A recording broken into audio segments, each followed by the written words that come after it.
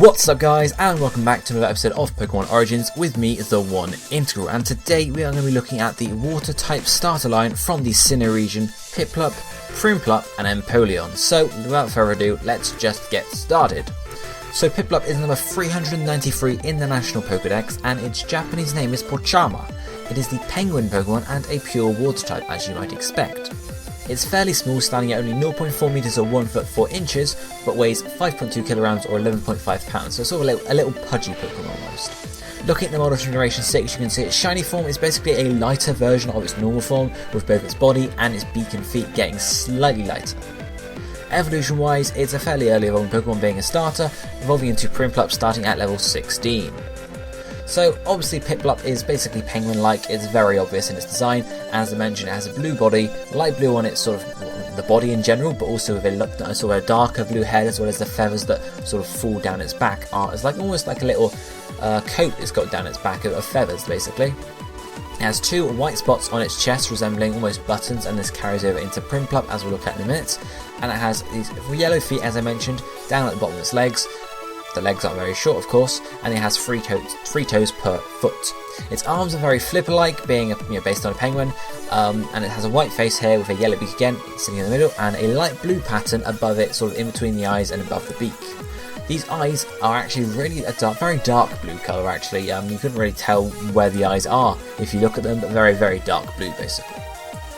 Pokédex entries tell us a bit about Piplup, mainly that it's a very proud Pokemon. It's very proud of itself. As such, it doesn't like accepting food from people, it doesn't like to be taken care of, and this makes it very difficult to bond with because it's a very proud Pokemon, so you can't really look after it and such.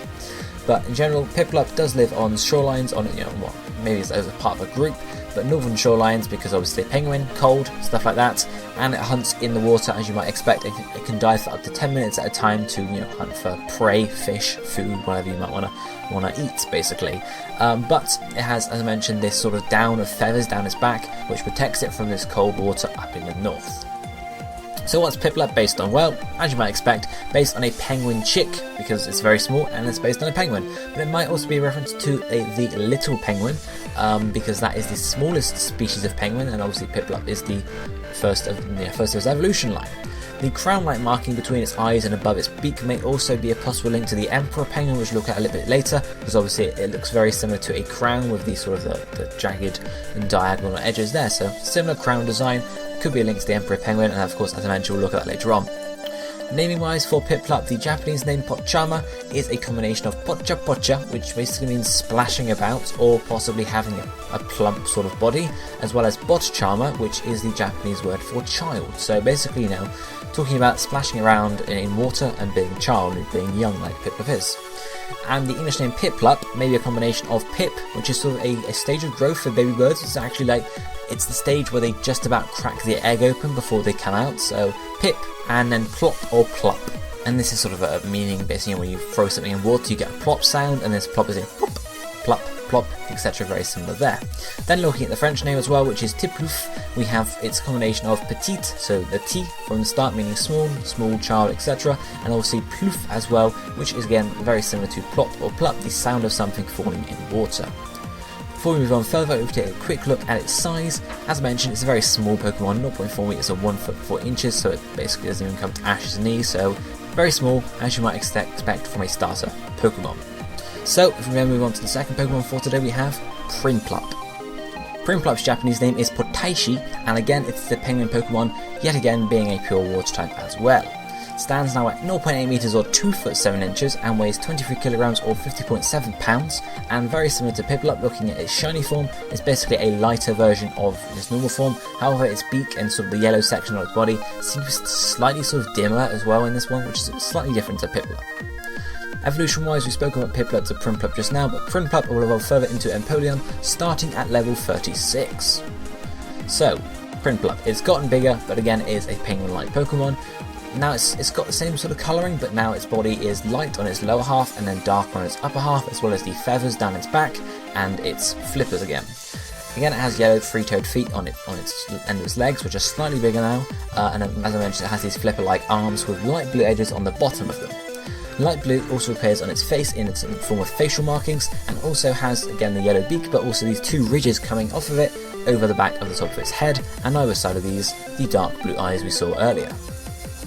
What did the Pokédex tell us about Prinplup? Well, in sort of contrast to Piplup, yes, okay, Piplup was sort of proud of itself, but now Prinplup is very sort of, even more, it lives a very solitary life on its own, and this is because each Prinplup believes it the most important, so they can't form groups because they'd always be squabbling, so it's very similar in that sort of sense. When they're on their own, they can, again, very similar to Piplup, hunt in the sea, but also this is an icy sea now because, again, they have this thick down to protect themselves, but it now has these strong wings or flippers that can just snap thick tree trunks in half, so it's a very sort of daunting Pokemon almost. The origin of Prinplup is similar, again, based on a penguin.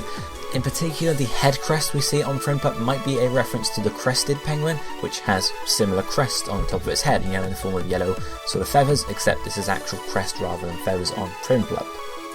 The naming for Prinplup, well, we have the Japanese name Kotaishi, which is a combination again of pocha pocha, meaning splashing, but this time including Kotaishi, which means crown prince, sort of a reference to the sort of the crest on top of its head there, crested penguins, similar to a prince, it's not like the king, but it's a prince.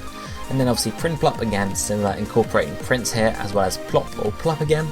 And then the German name this time, which is Pliprin, is a combination of plip, which means the sound of something falling in water, as well as prinz, which means prince. So basically the same across the board here, prince and something falling in water, basically. Looking at its size before we move on to the final Pokemon for today, it's gotten basically twice the size of Piplup, but it's still not huge. It's about sort of the size of a normal penguin, I would suppose. About that sort of same size. So coming up to about general half of your body height. So yeah, basically a general penguin. But we can then move on to the final Pokemon for today, and the final of this evolution line, Empoleon.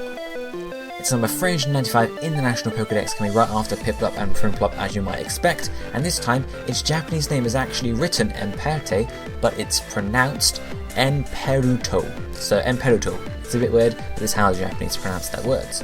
It's the Emperor Pokemon this time, and a Water Steel type, now standing at 1.7 meters or 5 foot 7 inches and weighing 84.5 kilograms or 186.3 pounds. Similar to its pre-evolutions, its shiny form is most likely just a lighter version of the other ones, but sort of carrying across from Prinplup, the yellow sections on its body are sort of more dim and sort of almost orange-like, but a cross between sort of like yellow and orange there. So, Empoleon. It's now a large penguin-like Pokemon as we go along the evolution line here, but this time has a dark navy blue body as opposed to sort of the light blue and the normal blue we had going up the line, and it also carries across this normal light blue, sort of normal blue colour, but this time it's a trim sort of thing on its flippers, on its wings, as well as a sort of a line along the centre of its body up to sort of where its head is, and it splits across. Now it has yellow feet again, but these actually have webs now finally, and it has, again, something we didn't see before, which is actually claws on its flipper, on its wing, which is 3 yellow claws again on the underside of each of those. Now it has white markings as the light blue ones, and these are on its chest sort of in a very fancy pattern, and then we move up to its head and we have light blue facial markings, similar to previously, but as well as we have a yellow crest like Prinplup's, except now it comes off the beak, goes around sort of the side of the eyes and then up, very similar, sort of like 3 horns, one on either side and then one right up the centre. As well as these sort of gold sections, it also has 2 gold bumps on its back, and between these it has a large blue tail-like fin, so sort of like a tail, but sort of like a fin either way, so it's up to you how you interpret that. But Pokédex entries tell us very similar to other Pokemon, the horns on the top of Empoleon's head represent its power, they're inherent of its power, shows how powerful it is, and as such, the Empoleon with the biggest horns is the leader of the group. It seems like these Pokemon can actually sort of live in groups, whereas Prinplup couldn't really happen. Empoleon, this is probably the reason why is because Empoleon actually avoid unnecessary disputes. If it's not necessary, they just ignore it because they're very mature. But they will absolutely decimate anything that threatens their pride. So they are still very proud of themselves, but they can hold back basically a lot of the time.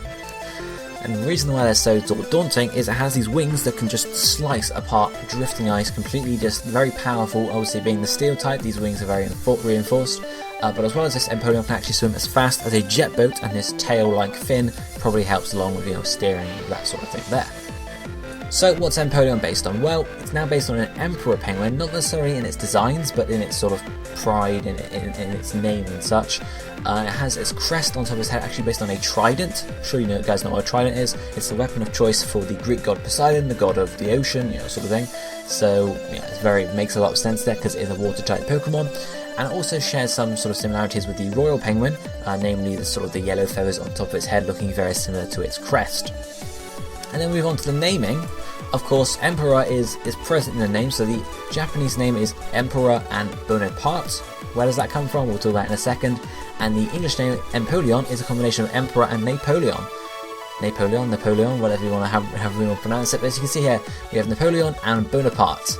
Napoleon Bonaparte was a French emperor, and he doesn't really give a basis for Empoleon, but obviously Empoleon is the Emperor Pokemon, so it's very fitting that his name is present in at least two of Empoleon's names. It's actually present in several more in the French and German, hence why I'm not looking at it anymore, because they all use fairly similar putting Napoleon into their name with other words, like penguin and emperor and such.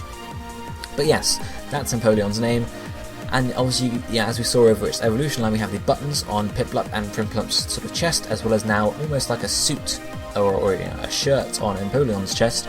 Very similar, I guess, a reference to back when Napoleon was alive, the sort of stuff they would wear.